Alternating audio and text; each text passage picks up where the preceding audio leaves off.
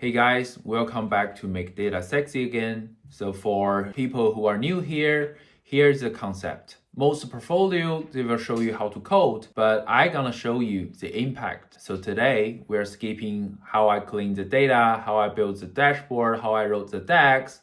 Instead, I gonna treat you as a C-suite, and I gonna give a presentation of this dashboard exactly how I would do in a boardroom to drive decision.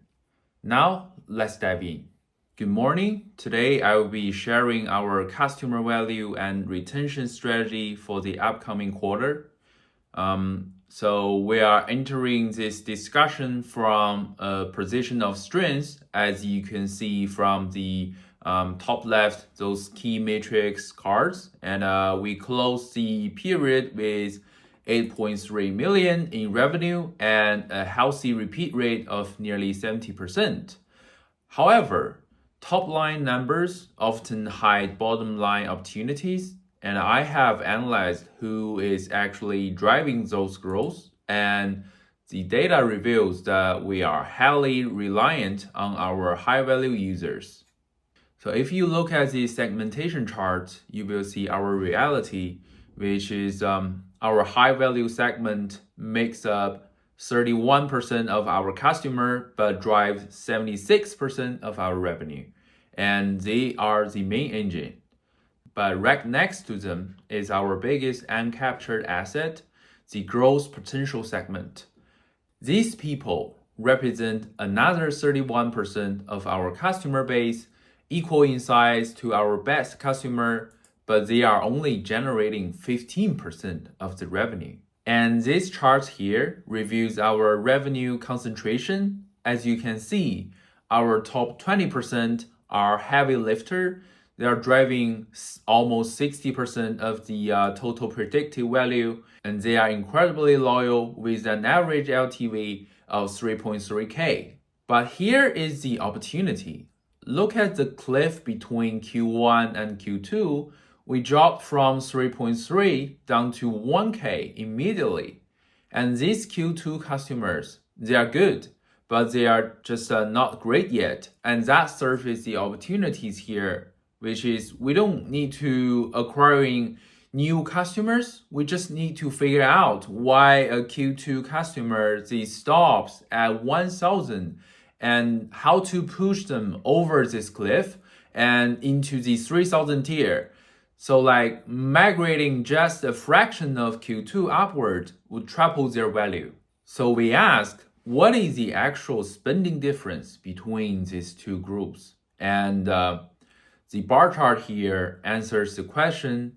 A high value customer is worth 1,878 pounds to us, and a growth potential customer, it worth only 784. And that's a more than 1,000 pounds gap per person, simply because we haven't nudged them into the right buying habits.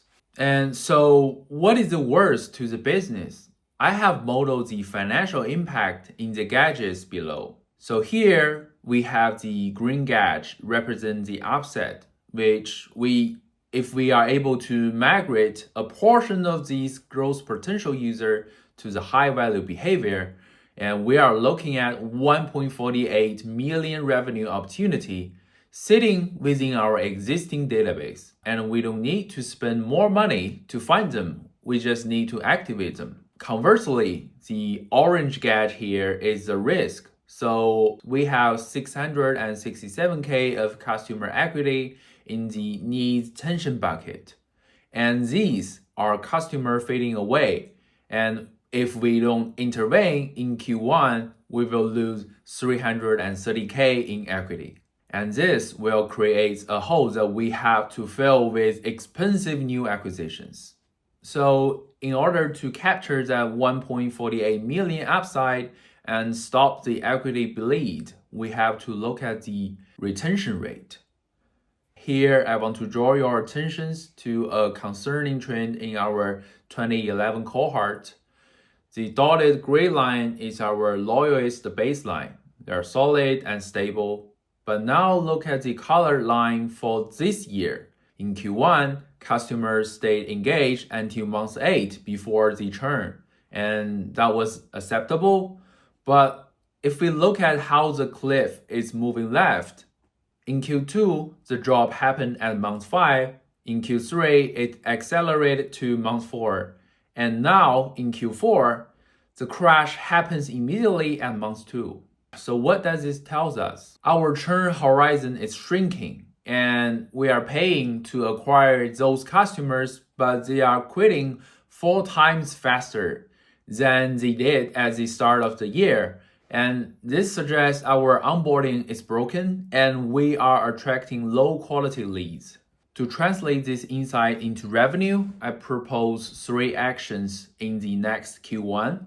First, I will conduct an inventory triage. So I have filtered to our growth potential customers and notice the downward spark line on key items like the hanging heart. So operations need to get on this immediately. Are these demand drops, or more likely are we just simply stocking out of the exact item that turns the casual buyer churn? We cannot afford friction here. And second, we have to do intervene the retention. So to stop that month 2 cliff, we cannot wait for them to churn. The marketing will implement a day 30 automated trigger. This won't be a generic newsletter. It will use the purchase history from this dashboard and to recommend the specific next best product for their cohort, bridging the gap to the next purchase. Third, we will have automated cross-selling. These bundles, like the teacup set, they are statistically proven. So we are currently asking customers to find these matches, but we need to add a frequently bought together engine to the checkout page. And this is a low effort engineering lift, but that will directly increase our average order value. So I will report back on the movement of our opportunity gauge in 2 weeks to measure the impact of these initiatives. Thank you.